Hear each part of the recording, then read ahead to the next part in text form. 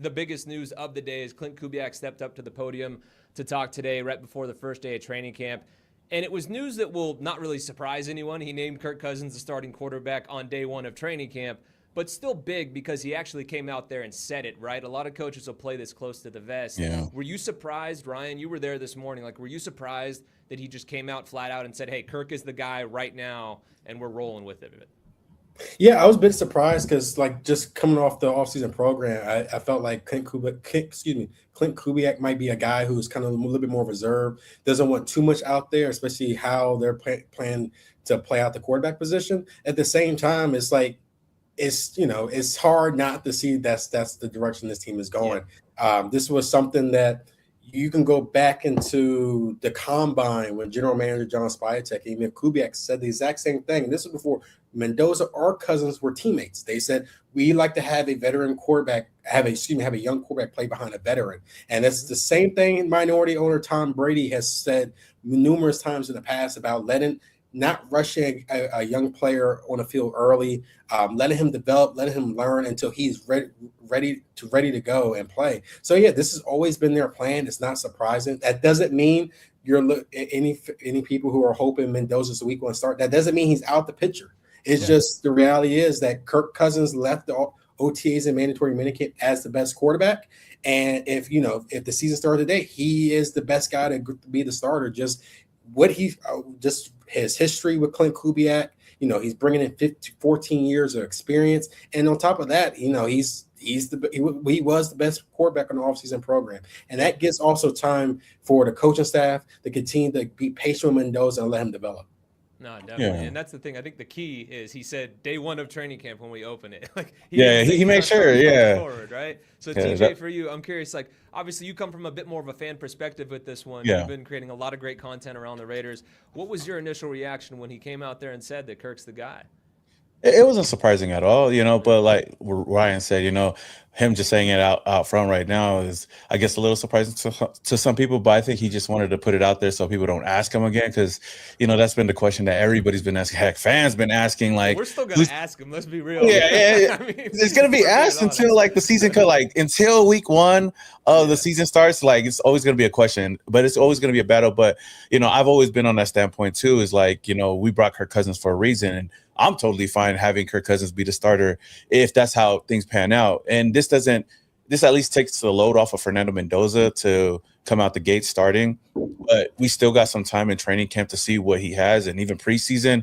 And if he does come out and over exceeds expectations, then okay, then we could talk about it. But I love the direction that we're going in right now with, having that veteran guy just at least take the bumps early on if that's the way we go. Yeah, look, it's the smart move, right? I mean, like, everybody wants to see the kid play. Like, I do too. I'll be honest. Like, I'm always a fan of, like, you take a guy number one overall because you think he can play, so you throw him out there. But, like, in this situation, I do think it's a little different because it's not like the Raiders are trying to go to the Super Bowl this year. They can kind of build a foundation and a runway going forward. And, like, on top of that, the thing I've been saying so much on our channels is, like, the Raiders have so many other questions that they need answered on the offensive side of the football, particularly the offensive line. Yes, they're getting Colton Miller back. Yes, they brought in Linderbaum, and they think that they're going to get better coaching, and better play out of these guys because of that coaching.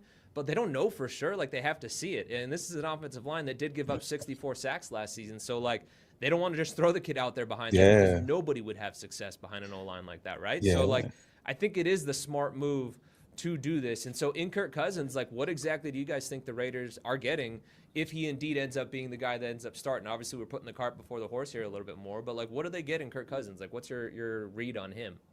I think you're getting a guy with a ton of experience. You're getting a guy who's familiar with Clint Kubiak's offense, which, for a first-time head coach, that's what you need. You need someone who's at the most important position on the field that you already had that continuity with, that strong relationship with. And Kirk Cousins was a Pro Bowler when the one season Kubiak was the offensive coordinator in Minnesota.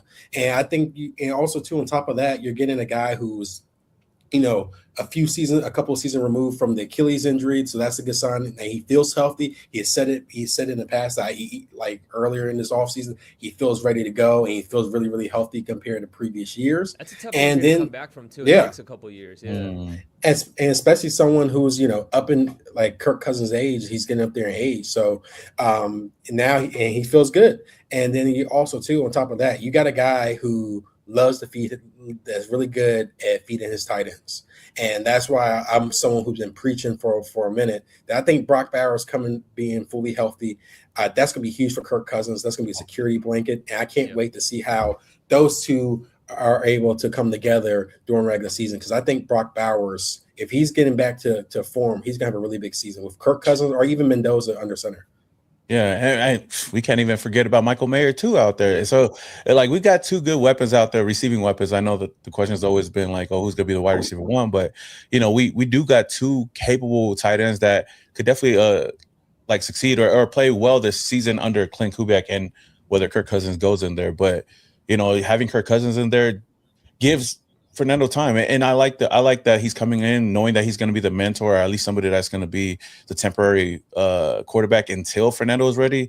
Yeah, and he chose his role knowing that, like and he chose his role knowing that too, and the fact that like he stated too, the same way Fernando has stated, like when they've always been asked who's the quarterback going to be, is like, I don't want to be the quarterback. I don't want to be the guy if I'm not the best option out there, right? Like if Fernando's the best guy out there, then you put him in. If I'm the best option, put me in. But that's why I like both of these guys together, because they're both selfless in that aspect where, other quarterback rooms, it could be like, oh no, I'm gonna start. He could sit down, So, but like, I like how they're both working together on like, okay, he's gonna help out wherever he can, and we'll see how things pan out when preseason comes around and as we get geared up for week one. Yeah, to that point, it's not like an Aaron Rodgers situation where he's like, hell I no, know. like this is my Like, team. I'm the quarterback. You know what I mean? Yeah. Like, and I think that is big. Like, there's some people that might be like, whatever, forget about that. But like the pairing of the two of them, like it takes a certain kind of guy to be able to do that, to know that like there's some light at the end of the tunnel for you as a quarterback. You're not going to be the guy for the future. This is the kid that's going to be the future.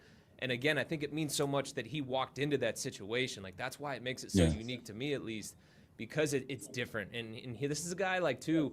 I don't know. Like doesn't Kirk feel like the perfect mentor to Mendoza? Even though I know he's not mentoring him, and he's been very clear about that, and everyone has been. But like even if he learns by like osmosis by being in that room with him, it seems like they're a perfect match in that regard.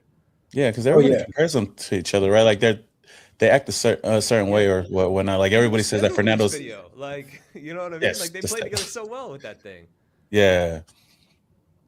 Yeah, I think on top of that, I think you couldn't ask for a better mentor than Kirk Cousins. Just like I said before, this is a guy who comes in for wealth of experience. He has played in multiple offenses in the past. Yes, and I think bringing in someone that knows the head coach, that knows the expectations of Kubiak, knows how to operate his offense. And it's not just Mendoza. I think we have to look at it with the rest of the team. I think Trey Tucker, wide receiver Trey Tucker, he mentioned it when last time we spoke to him in I believe it was June when he was available to the media. He said how Kirk Cousins was, instructed him and where Kubiak would like him to go or where he wants him to line up. So it's not just Mendoza is going to get the benefit of Kirk Cousins' leadership. It's going to be everyone involved in the offense, from Aston Genty, Brock Bowers, Trey Tucker. So just having someone to get the ball rolling.